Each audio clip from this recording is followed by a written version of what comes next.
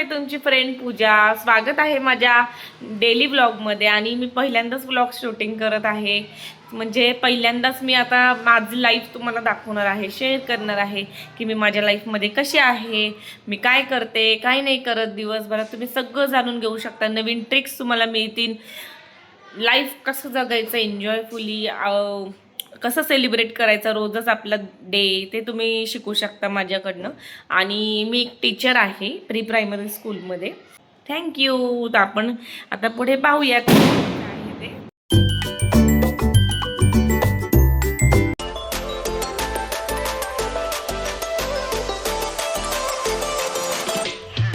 ही आहे माझी मुलगी आराध्या। मला माहिती होतं की मी जर बिन कलरच्या पणत्या आणल्या की ती बरोबर त्याला कलर पेंटिंग काय असेल ते करत बसेल, आणि तिला पहिल्यापासूनच ह्या गोष्टींची आवड आहे। आपण पण त्यांचं स्किल वाढवण्यासाठी थोडंफार असे प्रयत्न केले पाहिजे की जेणेकरून की आता बिना कलरच्याच पणत्या आणल्यात म्हणल्यावर आपण कलर करणं भाग आहे।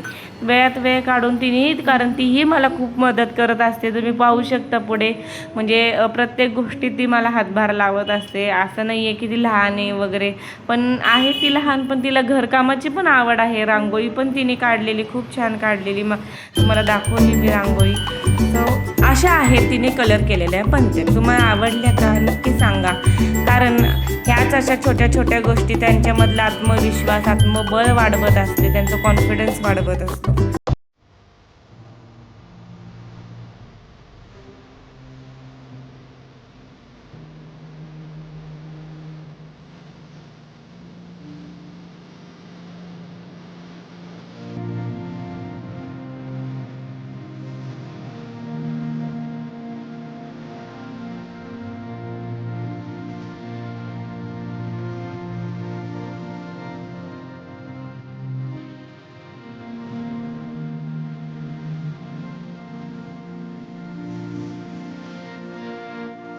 दोडक्याची सालीची चटणी। दोडक्याची साल सहसा आपण भाजीसाठी वापरत नाही किंवा चटणीसाठी वापरत नाही, पण तुम्ही अशा प्रकारे एकदा चटणी करून पहा, तुम्हाला इतकं आवडेल की खायला पण इतकी टेस्टी लागते। मी मिक्सरमध्ये दोडक्याची साली घेतल्या आहेत, त्याच्यामध्ये मी लसूण घेतला आहे, जिरं आणि मिरची आणि शेंगदाणे घेतलेले आहेत। तुम्ही पाहू शकता एवढं सगळं घेऊन त्याला चांगलं असं बारीक वाटून घ्यायचं आहे। आणि ह्यामध्ये तुम्ही आणखी मीठ पण घालू शकता, म्हणजे मीठ वरतून घातलं तरी चालेल। मी थोडं यातच मीठ ॲड केलेलं आहे। पूर्ण अशा दोडक्याच्या सालीचं सत्व त्याच्यामध्ये उतरतं, म्हणजे त्या पण असे पौष्टिकता असते, असे माझी आजी सांगायचे। माझी आजी मला नेहमी सांगायचे की सालीतच जास्त सत्व असतं। आणि यामध्ये मी जिरा ॲड केलं आहे, तुम्ही पाहू शकता, आणि थोडंसं मीठ घालायचं चवीपुरता। आणि तुम्ही नंतर जर इथे मीठ जास्त घातलं वाटणामध्ये तर नंतर ॲड करताना मीठ कमी घातलं तरी चालेल। तेलामध्ये तेल तापत ठेवलेलं आहे। आता कांदा नुसता चांगला असा परतून घ्यायचा आहे, बारीक चिरलेला कांदा घालून घ्यायचा, आणि हळद थोडीशी घातलेली आहे, आणि हे चांगलं असं परतून घ्यायचं आहे। थोडंसं हिंग मी घातलेलं आहे,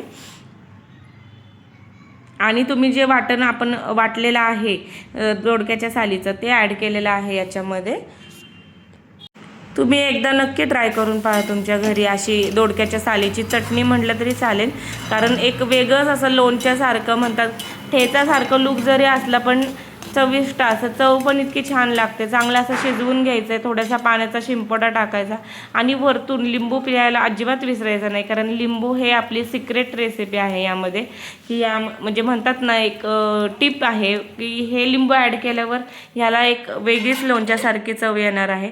आणि मग आपण हे 10 ते 15 मिनटं वाफायला ठेवायचं आहे पाण्याचा शिंपडा। अशा प्रकारे आपली ही चटणी तयार झालेली आहे। तुम्ही हे भाकरीसोबत किंवा चपातीसोबत खाऊ शकता, खूप छान लागते, चवदार लागते। तुम्ही नक्की ट्राय करून पहा। इथे मी आदल्या दिवशीचा व्हिडिओ ॲड केलेला आहे की म्हटलं चला रेकॉर्डिंग होतं आपल्याकडे, साफसफाईचं चाललेलं दिवाळीची, तर इथे मी मोठे मोठे डबे जे आहेत ते घासून घेतलेले आहेत। तुम्ही पाहू शकता अशा प्रकारे दिवाळीची साफसफाई झालेली आहे। पण मला असं वाटतं नुसती साफसफाई करून नुसतं ताण न घेता थोडं थोडं आपलं केलेलं कधी पण चांगलं। धनत्रयोदशी आणि आधीचा हा व्हिडिओ आहे, आदल्या दिवशीचा, म्हणजे मला वाटतं गुरुवार का शुक्रवारचा व्हिडिओ आहे। हा फ्रीज क्लीन केलेला आहे. या फ्रीजमध्ये मी तुम्हाला जे कंटेनर आहेत ते दाखवते. त्या कंटेनरमध्ये ना एकाच कंटेनरमध्ये तुम्हाला एका साईडला कोथिंबीर ठेवता येते, एका साईडला कढीपत्ता ठेवता येतो, एका ह्याच्यात लसूण ठेवता येतो. म्हणजे तुम्हाला 4ही डबे उघडायची गरज नाही किंवा लसूण कुठे शोधण्याची गरज नाही. हे अशा प्रकारे मी त्यातच ड्रायफ्रूट ठेवलेले आहे. छान आहे. मला हे असे कंटेनर भेटलेले आहेत. तुम्ही म्हणजे एकाच आपण डबा उघडला, आपल्याला वाटण्याचं सामान सगळं एकाच हातात मिळतं, एकाच वेळेला मिळतं. हा आहे माझा दिवाळीचा लुक. मी कशी दिसते मला नक्की सांगा आणि माझ्या चॅनलला सबस्क्राईब करा. थँक्यू सगळ्या लवली लेडीज.